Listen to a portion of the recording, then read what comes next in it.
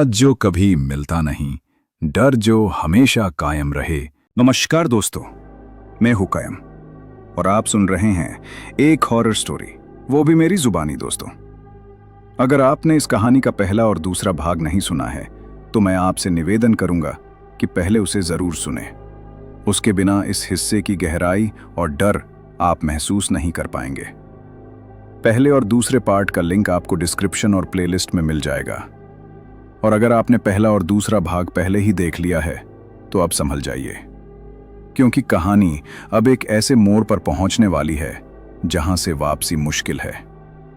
तो चलिए हम इन टॉपिक पर आते हैं। शैतान की उस विचित्र मूर्ति के आगे आह्वान करती उस औरत को देखकर ठाकुर अभय प्रताप को जैसे अपनी आंखों पर विश्वास नहीं हुआ कि वो जो देख रहा है वो सच है।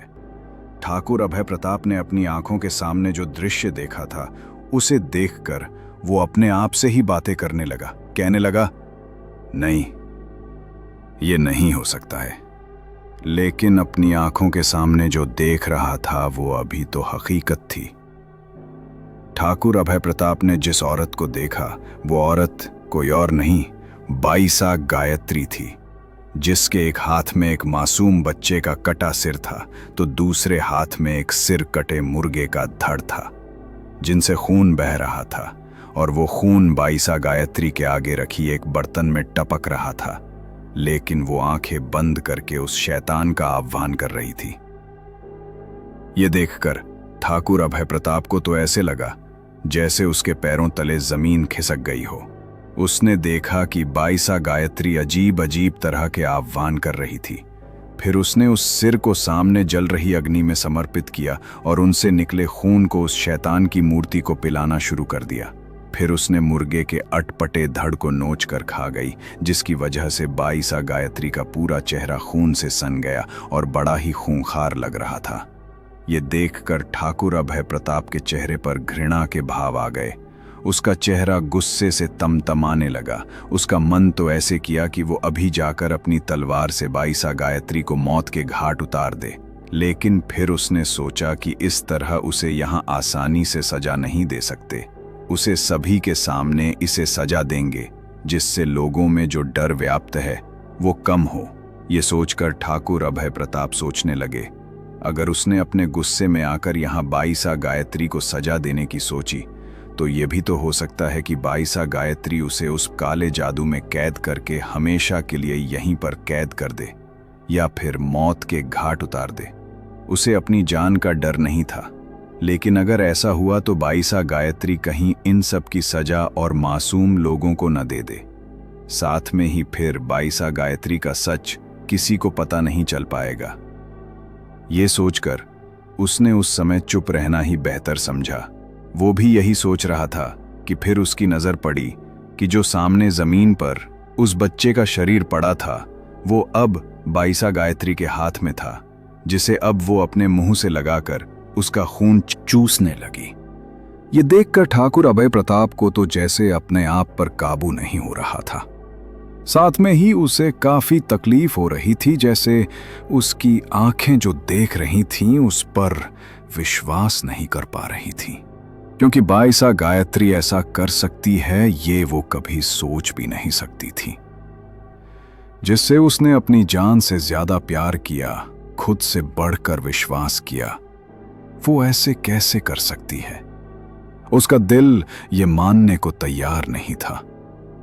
फिर ठाकुर अभय प्रताप सोचने लगे, इसका मतलब आज तक जो राज्य में घटनाएं घट रही थी वो इसी वजह से घट रही थी। मासूम बच्चों के लोगों के गायब होने के पीछे इसका हाथ था। फिर ठाकुर अभय प्रताप गुस्से में वहां से उठे और छुपते छुपाते हुए वापस उस खंडहर नुमा हॉल से निकलकर उस मसाल को हाथ में लेकर उस गुफा को पार करते हुए उसी कमरे के दरवाजे के पास आ गए। फिर उसने उस अजीब तरह के निशान को छुआ। दरवाजा खुल गया और अलमारी में जाकर उस निशान को छूकर उस दरवाजे को वापस बंद कर दिया। जैसे ही ठाकुर अभय प्रताप बाईसा गायत्री के कक्ष से बाहर निकलकर अपने कक्ष की तरफ बढ़े तो उसे भागवती मिल गई। भागवती गायत्री की सौतेली बहन थी। दोनों बहनों में ही 1 महीने का अंतर था। भागवती गायत्री से 1 महीने छोटी थी, लेकिन उन्हें देखकर हर कोई कहता कि उन दोनों में संगी बहनों से भी बढ़कर प्रेम है। दोनों अधिकतर एक दूसरे के साथ रहती थी। तब भागवती ठाकुर प्रताप को इतना परेशान देखकर बोली, क्या हुआ ठाकुर सा, कोई परेशानी है क्या? ये सुनकर ठाकुर अभय प्रताप सिंह ने कोई जवाब नहीं दिया और अपने कमरे में चला गया। कक्ष में आते ही उसने दरवाजा बंद कर लिया और अपने बेड पर आकर वो धम से बैठ गया। उसकी आंखों के सामने बार बार वही मंजर घूमता नजर आ रहा था। उसका दिल कहता कि जो उसने देखा वो सच नहीं था, और उसका दिमाग कहता कि कानों का सुना गलत हो सकता है, लेकिन आंखों देखा भला कैसे झूठ हो सकता है। तब ठाकुर सा अभय प्रताप सोचने लगे, अगर कोई उसे इस बारे में बताता तो वो उसकी जान ले लेता, लेकिन जो कुछ उसने अपनी आंखों से देखा उसे वो कैसे भूल सकता है। फिर कभी वो अपने आप से बातें करते हुए कहता, नहीं, ये नहीं हो सकता, ये उसके मन का भ्रम भी हो सकता है। तभी दूसरे ही पल अपने आप से कहता, नहीं, ये भ्रम नहीं हो सकता, यही सच्चाई है। भला आंखों का देखा झूठ कैसे हो सकता है? भ्रम में तो वो आज तक था। आज तक उसने बाईसा गायत्री पर कितना भरोसा किया, और उसने उसके भरोसे का इस तरह फायदा उठाया है।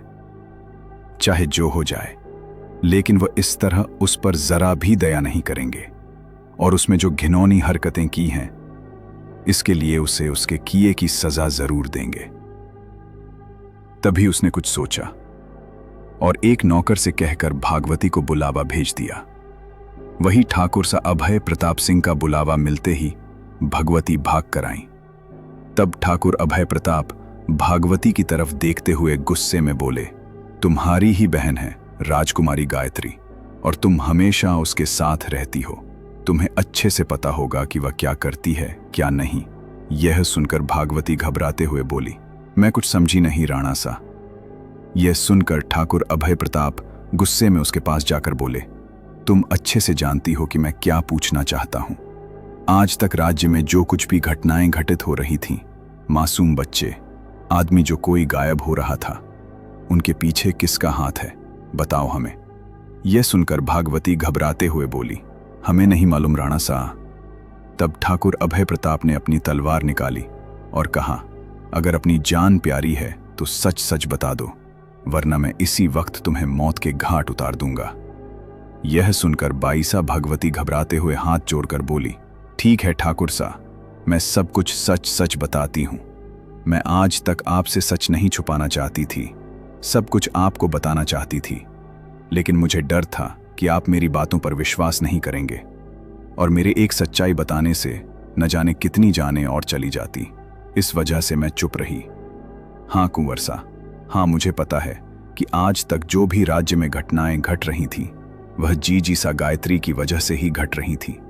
बचपन से ही वह काले जादू तंत्र मंत्र में पारंगत थी, जैसे जन्म से ही उसने सब कुछ सीखा हुआ हो। वह अकेले में इन सब का प्रयोग लोगों को नुकसान पहुंचाने में किया करती थी। कभी जो भी उसे खेल खेल में भी नुकसान पहुंचाने की कोशिश करता, जी सा उसे ऐसी सजा देती कि उसकी जिंदगी भी मौत से बदतर हो जाती थी। एक बार बाबूसा को इस बारे में पता चला तो उसने जी सा गायत्री को बहुत डांटा। इन सब से रुष्ट होकर जी सा गायत्री गुस्से में बोली कि इन सब का अंजाम अच्छा नहीं होगा, और यही हुआ। 1 महीना भी नहीं हुआ था कि बाबूसा हमें छोड़कर चले गए। धीरे धीरे पूरा खानदान जैसे मौत को ही प्रिय हो गया हो, और इन सब के पीछे जी सा गायत्री का ही हाथ था। वो चाहती तो मुझे भी मार सकती थी, लेकिन बचपन से ही मैं उससे डर कर रहती थी। मैं उसकी राजदार थी, लेकिन किसी को इस सच्चाई के बारे में जाकर भी बता नहीं सकती थी, जिसकी वजह से उसने मुझे जिंदा छोड़ दिया। फिर आपके बाबूसा हमें यहां पर लेकर आ गए। यहां आकर भी उसने अपना वो काम नहीं छोड़ा। दिनों दिन उसकी शक्तियां बढ़ती गईं। यही नहीं राणा सा, आपके पिताश्री की मौत के पीछे भी उसी का हाथ है। राज्य में जो कुछ घटनाएं घटित हो रही हैं उसके पीछे भी उसका हाथ है। वो आपसे सच्चा प्रेम नहीं करती, बल्कि इस जैतपुर की महारानी बनकर और काली शक्तियों में पारंगत होकर पूरे जैतपुर पर, पूरी दुनिया पर अपनी काली शक्तियों से राज कर काली शक्तियों की मल्लिका बनना चाहती है। यही उसकी इच्छा है। न चाहते हुए भी आपको सच्चाई नहीं बता पाई, क्योंकि मुझे डर था कि जिस तरह इसने मेरे बाबू सा हमारे पूरे खानदान को खत्म कर दिया, कहीं ऐसा ही वो आपके साथ और इस परिवार के साथ ना कर दे। इस वजह से चुप रही। मैं मानती हूं कि ये सच्चाई छुपाकर मैंने गलत किया है। अगर इसकी आप मुझे कोई सजा देना चाहें तो दे सकते हैं। मुझे कोई ऐतराज नहीं होगा, क्योंकि शायद यही मेरी सजा होगी। ये कहते हुए भागवती की आंखों में आंसू छलक आए और वो चुप हो गई। वही ठाकुर अभय प्रताप सिंह ने जैसे ही ये सुना तो उसका चेहरा गुस्से से तमतमाने लगा। वो सोचने लगा, इसका मतलब राज्य में जो कुछ हो रहा है और उसके पिताश्री की मौत, सबके पीछे बाईसा गायत्री ही है। फिर उसने भागवती की तरफ देखते हुए कहा, तुम अब जा सकती हो। यह सुनकर भागवती बोली, जी राणा, और वो चली गई। तो दोस्तों, इसका अगला पार्ट सुनने के लिए चैनल को जरूर सब्सक्राइब करें और वीडियो को लाइक करें और दोस्तों के साथ वीडियो को जरूर शेयर करें।